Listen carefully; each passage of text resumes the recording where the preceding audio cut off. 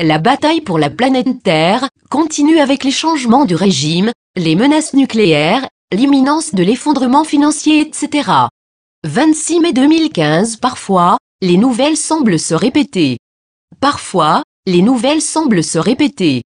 Si cela semble répétitif, c'est répétitif.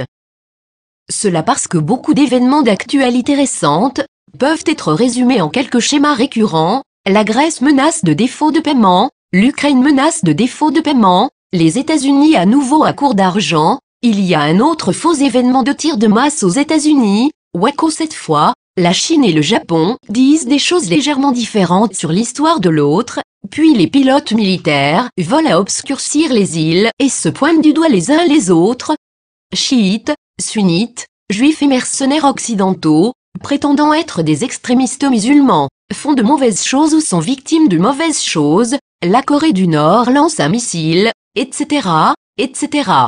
Dans le monde des nouvelles alternatives, nous voyons quelque chose de semblable, les arrestations en masse, des élites kabbalistiques occidentaux, sont imminentes, le nouveau système financier a été annoncé, et votre chèque est dans le courrier, les ovnis ont débarqué, la fin du monde est proche, le président Obama est un alien musulman de l'espace qui voyage dans le temps, etc. Compte tenu de tout cela, il est compréhensible que beaucoup de gens ne peuvent s'empêcher de se demander si nous verrons jamais un réel changement.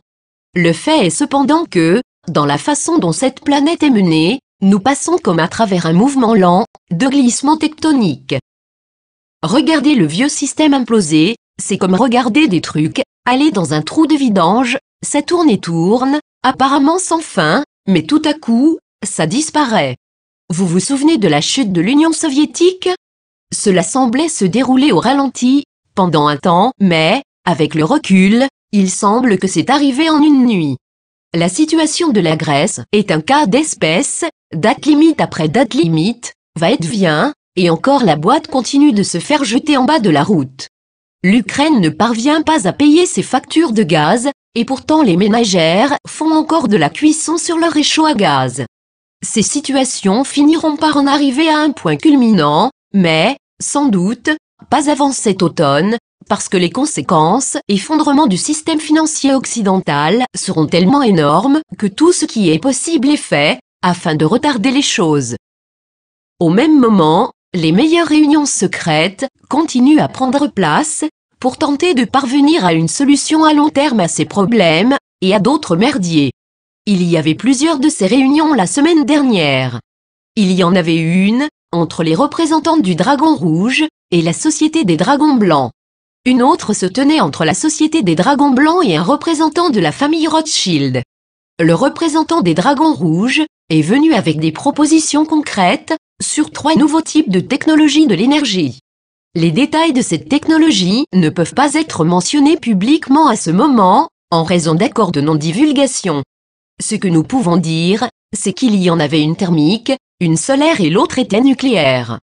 Si elles sont vraies, cela pourrait changer la donne du jeu. Une fois de plus, aucun dispositif réel n'a été présenté et ainsi, jusqu'à ce que les constructeurs japonais n'aient fait leur devoir de diligence, nous devons conclure que parler ne coûte pas cher et voir c'est croire. Le gens du Dragon Rouge voulaient aussi du financement et on leur a dit que le financement viendrait quand les techniciens qui travaillent actuellement sur l'affaire fourniraient la preuve que leur technologie fonctionne. Les pourparlers avec le représentant Rothschild étaient plus détaillés et concrets, et concernent leurs propositions visant à remplacer le Premier ministre Shinzo Abe du Japon, esclave de Rockefeller, avec un Shiro Ozawa. Ozawa est un vétéran de la politique qui était en brouille avec les Rockefeller après la première guerre du Golfe. Un gauchiste japonais a indépendamment contacté le WDS pour dire que les Chinois ont également soutenu Ozawa. Les deux sources ont indiqué que le Premier ministre Abe a personnellement approuvé Ozawa comme remplacement. Le WDS dit qu'il soutiendrait un gouvernement Ozawa s'il répondait aux conditions suivantes. 1. Nationaliser la Banque du Japon et commencer à émettre de la monnaie du gouvernement.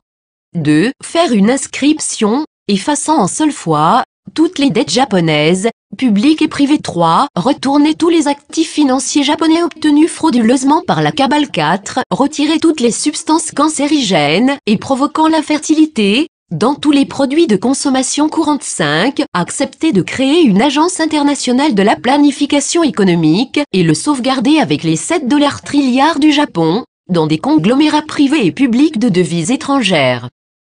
Le gouvernement Ozawa serait également d'accord pour poursuivre et même renforcer l'alliance militaire du Japon avec le Pentagone, et les agences américaines fournies du côté américain ont présenté des excuses pour les crimes de guerre perpétrés contre les Japonais et les Allemands pendant la Deuxième Guerre mondiale. Jusqu'ici, seulement les perdants ont présenté des excuses pour leurs crimes de guerre. En tout cas, il y a déjà de nombreux signes que l'esclave Premier ministre Abe a une nouvelle équipe de gestionnaires. Le plus grand signe a été le changement soudain dans la politique du Japon vers la Chine.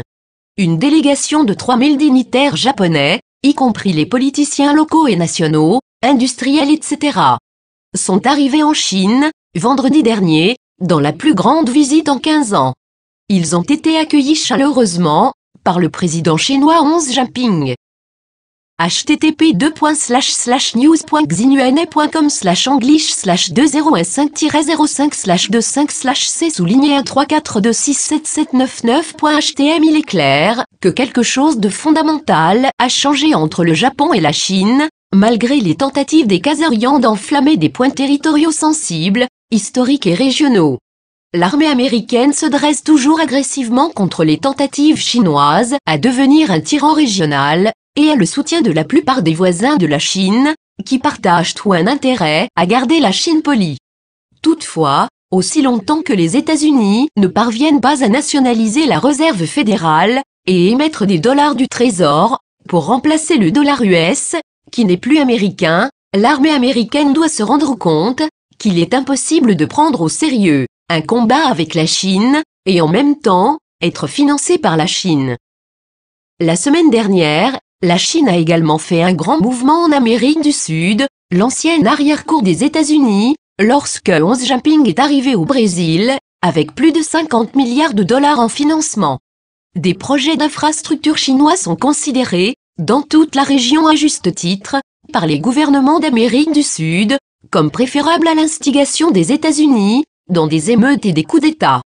Les Américains tentent de contrer l'influence chinoise en Amérique du Sud, en réparant les relations avec Cuba, mais les pays sud-américains commencent à apprendre le mantra des filles de bar asiatiques, pas d'argent, pas de miel. Encore plus étonnant pour les États-Unis que les événements en Amérique du Sud et le Japon cependant, c'est le mouvement croissant vers l'indépendance des îles Sandwich, autrement connues comme Hawaï.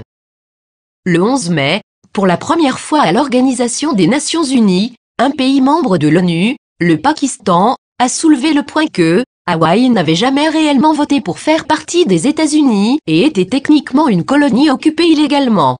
L'armée américaine a des bases vitales sur ces îles et serait bien avisée de soutenir le mouvement d'indépendance hawaïenne à la condition que les bases militaires américaines pourraient y rester. En Europe aussi, il y a eu un autre revers majeur pour la cabale Khazarian. La Pologne vient d'élire un président qui faisait partie d'une faction susceptible d'avoir été tué par la cabale Khazarian dans un accident d'avion en 2010.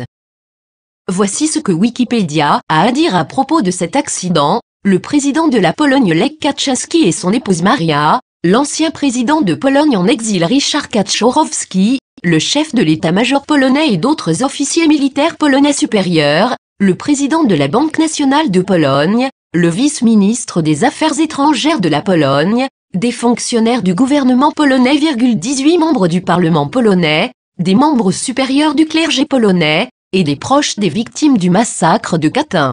Ils étaient en route de Varsovie pour assister à un événement marquant le 70e anniversaire de ce massacre. http://un-wiki.org/wiki/2010/r-force-tu-154-crash. Ces gens sont tous morts à un moment où le gouvernement polonais prenait une position intransigeante contre l'euro et avait l'intention de dévaluer le zloty polonais.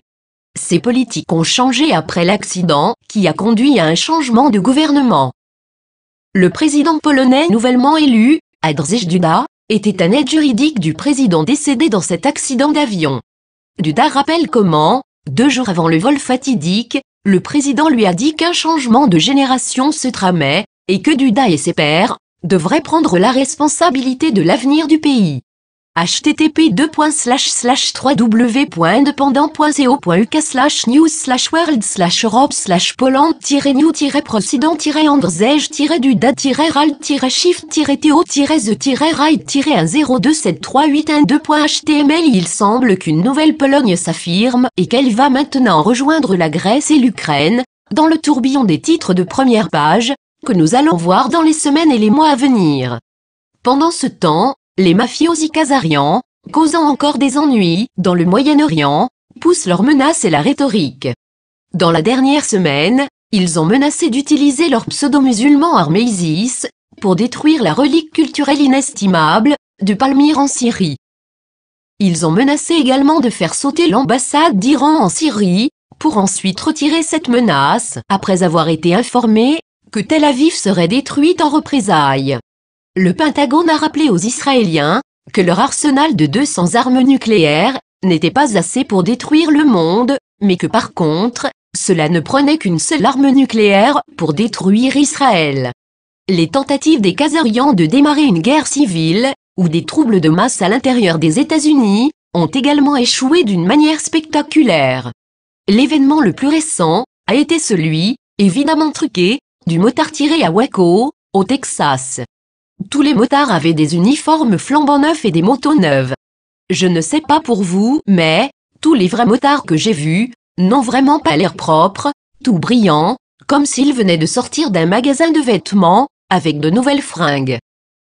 Peut-être que ces troupes d'acteurs de crise devraient tout juste sortir du placard et commencer à charger un frais d'admission pour leur spectacle de théâtre de rue. Comme vous pouvez le voir, les toilettes de l'histoire ont été vidées. Traduit de www.benjaminfulford.net par Estelle pour tous.